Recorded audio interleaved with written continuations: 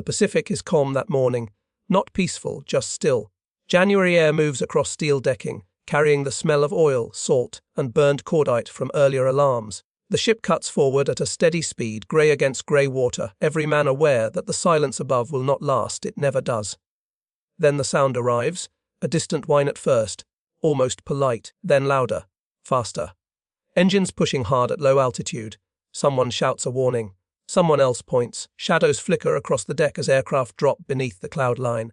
Anti-aircraft guns begin to turn, too slow, too heavy for what's coming. These planes are flying where doctrine said they wouldn't. Too low, too fast, too close. And standing near the rail is a man with something that should not matter at all. A rifle. Not issued for this. Not designed for aircraft. Not meant to reach into the sky. It was ordered years earlier from a catalogue. Shipped in a wooden crate. Bought for marksmanship, not survival. The first aircraft dives. The cockpit flashes past. The rifle rises. In the seconds that follow, the impossible stops being theoretical and becomes a pattern that will force officers, pilots, and historians to quietly reconsider what war allows when rules collapse under pressure. By the time the Pacific War reached its violent middle years, air power had rewritten the rules of naval survival. Battleships and cruisers no longer feared only shells from the horizon. The greater danger came screaming down from the sky, often at wave height, where reaction time collapsed into seconds. In 1941 and early 1942, the United States Navy was still adapting to this reality. Many ships entered combat with anti-aircraft defenses designed for theory rather than experience. Heavy guns were accurate but slow. Light automatic weapons were scarce, unevenly distributed, or not yet trusted. Fire control systems lagged behind the speed and aggression of Japanese naval aviation, whose pilots had trained specifically for low-altitude attacks against ships. Japanese doctrine emphasized speed, surprise, and precision. Fighters and light bombers approached just above the waterline. Using the curvature of the sea to mask their approach, pilots aimed not only to drop ordnance, but to strafe decks, suppress gun crews, and sow chaos. In these conditions, a ship's layered defenses often failed to layer at all. For sailors on deck, the threat felt intimate. Aircraft were not distant specks. They were machines close enough to see faces, goggles, insignia. Close enough to smell exhaust. Close enough that bullets meant for ships could find bodies instead. Official doctrine did not account for rifles as a countermeasure. Standard issue small arms were intended for boarding actions, guard duty, or last resort defense. Against aircraft traveling hundreds of miles per hour, rifles were considered irrelevant. The math did not favor them. The manuals were clear. And yet, war had a habit of pushing men beyond manuals.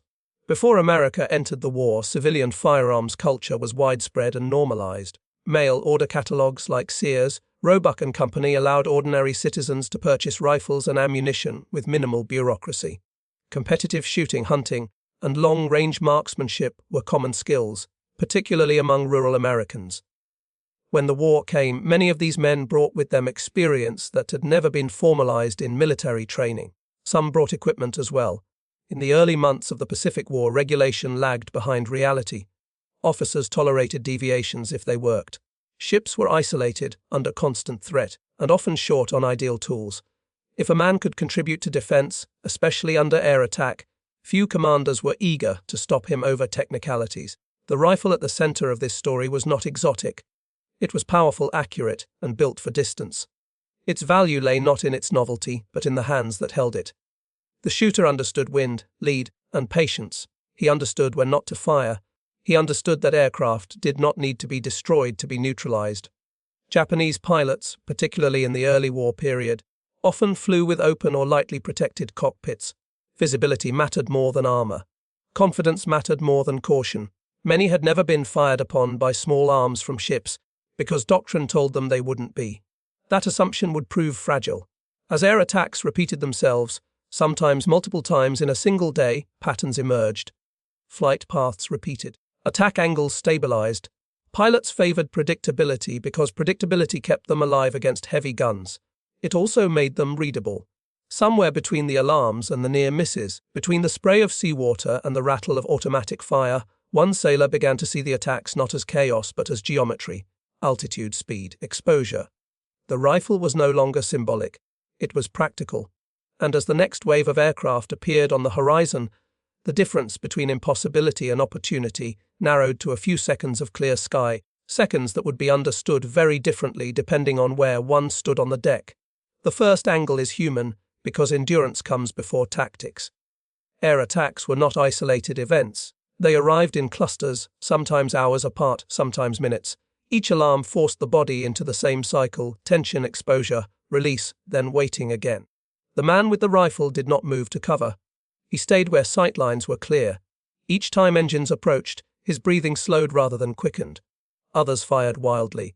He did not. The rifle rested against metal that vibrated with the ship's movement. Salt burned the eyes. The sun flashed off canopies.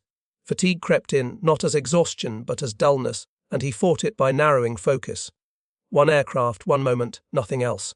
The second angle is tactical, and it exists in the margins of doctrine. Low-altitude strafing was designed to overwhelm ships by compressing time. Heavy guns could not traverse quickly enough. Automatic weapons sprayed but rarely aimed. A single, deliberate shot seemed meaningless until it wasn't. By targeting pilots rather than airframes, the rifle bypassed armor and engineering entirely. A wounded or killed pilot did not need a catastrophic explosion to end the attack. The aircraft became unguided mass, or it veered away, or it plunged into the sea. Each outcome disrupted the formation. Each disruption forced hesitation. The third angle is technological, and it favors simplicity. Aircraft of the period emphasized performance over protection. Cockpit armor was limited. Canopies were glass, not bullet-resistant composites. At low altitude, closing speeds reduced reaction time but increased vulnerability. A rifle round traveling far slower than aircraft velocity still intersected the cockpit because geometry allowed it. The technology did not fail. It had simply never been tested against this kind of resistance. The rifle's effectiveness was not miraculous, it was contextual. The fourth angle belongs to leadership. Officers knew this should not work. They also saw that it did. No orders were written. No commendations announced. The man was allowed to continue because stopping him required justification that no one wanted to provide during an attack. Quiet tolerance replaced formal approval. The chain of command bent just enough to survive. What mattered was that fewer aircraft completed their runs. What mattered was that men on deck noticed the difference. The fifth angle is the enemy's perspective, though it would take time to understand. Japanese pilots reported unexpected fire from ships that should not have been able to reach them. They adjusted altitude. They changed approach angles. Some attacks grew less aggressive. Fear did not arrive as panic, it arrived as caution. And caution in aerial attack costs effectiveness. By the time the next major strike formed, the rifle was no longer reacting to chaos. It was anticipating routine. And routine, once recognized, is vulnerable to disruption. That vulnerability would be tested in a single, concentrated assault, one that would decide whether this tactic was coincidence or something far more unsettling. The decisive attack came without ceremony. No dramatic build-up, just another alarm, another direction pointed out across the water, another tightening of the ship's posture as men moved to stations they now knew by muscle memory. It was mid-morning. Visibility was clear. The sea was calm enough to reflect the sky, making aircraft easier to see and harder to judge. The first Japanese planes appeared low, almost skimming the surface, engines pushed hard, formations loose but intentional. They had learned from earlier runs. They spread out, approached from slightly different bearings, forced the ship's guns to divide attention. Heavy anti-aircraft fire opened first. Tracers asked upward, impressive but imprecise. The planes stayed low, exactly where the guns struggled most. As they closed, machine guns joined in, their volume high but their effect uncertain. The rifle came up only after the first pass began. The shooter did not track the aircraft from a distance. He waited until commitment, until the pilot was locked into the run and altitude could no longer change without aborting the attack. He watched the cockpit, not the wings. Watched for the instant when the pilot straightened, aligning the aircraft for release or strafing. The first shot broke cleanly. Observers later said the aircraft wobbled almost immediately, nose dipping before correcting violently. It never completed its pass. It veered away and disappeared low over the water. The second aircraft came seconds later, same approach, slightly higher. The shooter adjusted without urgency. The shot landed. This time the effect was unmistakable. The plane rolled, clipped the water, and vanished in spray and smoke. By now, men on deck were watching the rifle as much as the sky. The attack intensified. Aircraft crossed paths. Noise became constant. One pilot pushed closer than the others, pressing his run aggressively, believing speed would protect him. It didn't. The shot struck at the worst possible moment, just as the pilot committed to the deck-level approach. The aircraft surged forward unguided, missed the ship by yards, and slammed into the sea beyond. 3 confirmed kills in minutes. But the attack did not break, it compressed. The remaining pilots adjusted, climbing slightly, then dropping again, trying to find angles that reduced exposure. Each change made their runs less effective. Bombs fell wide. Strafing became erratic. The ship took damage, but not what it might have. The 4th and 5th kills came under heavier fire, harder conditions. Smoke obscured sightlines. The ship maneuvered, throwing off aim. Still, the rifle found its mark, not every time, but enough to matter. The 6th was witnessed by an officer who would later record it carefully, choosing words that avoided exaggeration. The pilot slumped forward. The aircraft climbed briefly, then rolled away, disappearing into cloud. The 7th came last. It was almost anticlimactic. A lone aircraft separated from formation, making a hesitant run. The shooter waited longer than before. The shot came late. The effect was delayed. The plane completed part of its pass, then drifted upward unstable before stalling and falling out of sight. When the sky finally cleared, there was no cheering. There was only the sound of engines fading, the crackle of fires being contained, and the awareness, shared quietly among witnesses, that something unprecedented had occurred. Not heroic spectacle, not doctrine, just result. The rifle was lowered. The deck was littered with brass and smoke, and somewhere between reports and memory, the question shifted from whether it was possible to how it would be explained. Because once an impossibility works 7 times under fire, it stops being dismissed and starts being examined. The official damage report did not mention a rifle. It listed superficial hits, shrapnel scars, near misses, ammunition expended. It recorded the number of attacking aircraft, estimated types, directions of approach, and the fact that several enemy planes failed to complete their runs. Language remained cautious. Naval paperwork always was. Precision mattered more than drama. But among the crew, the accounting was different. Men who had been on deck compared what they had seen. Aircraft breaking off early. Pilots slumping forward. Planes losing control without taking visible structural damage.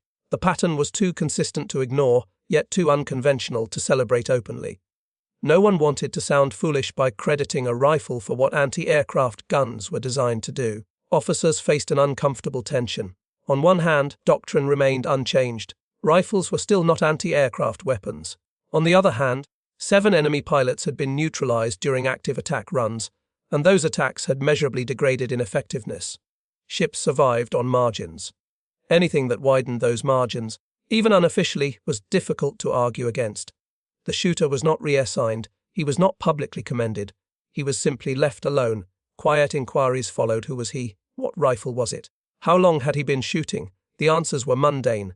Years of civilian marksmanship, familiarity with distance and wind. A rifle purchased legally before the war, brought aboard during a period when regulations were flexible and necessity outweighed formality. There was no rush to replicate the tactic. Commanders understood its limitations. Not every sailor could do this. Not every rifle was suitable, and not every air attack presented the same conditions. The Navy's solution to air threat would remain industrial: more guns, better fire control, radar-directed fire. This incident did not overturn that trajectory, but it left a mark. Japanese after-action reports from the period increasingly noted unexpected small arms fire from ships during low-level attacks. Some pilots described the sensation of being targeted individually rather than generally. Training adjusted subtly. Altitudes increased. Approach profiles shifted. Each adjustment reduced accuracy. Each adjustment favored the defender. Psychologically, the effect was disproportionate to the method. Air crews relied on predictability, on knowing what threats existed and where they came from. The idea that a single man with a rifle could reach into a cockpit unsettled assumptions. It did not dominate strategy, but it intruded into confidence. For the ship's crew, the lesson was simpler. Survival sometimes came from places manuals did not anticipate. Ingenuity mattered. Calm mattered. And discipline, real discipline, not regulation, could manifest in unexpected ways. Eventually, the attacks lessened. The ship moved on to new operations, new waters, new threats. The rifle remained aboard for a time, then quietly disappeared into storage, no longer needed, or perhaps no longer tolerated as systems improved. There was no ceremony when it was set aside, just another tool rendered obsolete by progress. Yet among those who had been there, the memory stayed vivid. Not as legend, but as lived experience, a moment when impossibility had been tested repeatedly under fire and had failed to hold. That memory, carried forward, would shape how the event was remembered not as an anomaly, but as a reminder of what war allows when survival strips away assumptions. And that understanding opens the final question: what this episode ultimately meant, beyond the deck of a single ship, beyond the tally of 7 pilots. War is often remembered through machines, through ships that displace thousands of tons, through aircraft that define eras, through weapons designed by committees and produced by the millions. History favors scale, because scale is easy to measure and safer to explain. This story resists that instinct. What happened on that deck did not change the war's outcome. It did not rewrite doctrine or appear in training manuals. No new class of weapon emerged from it. The Navy did not suddenly issue rifles as anti-aircraft tools.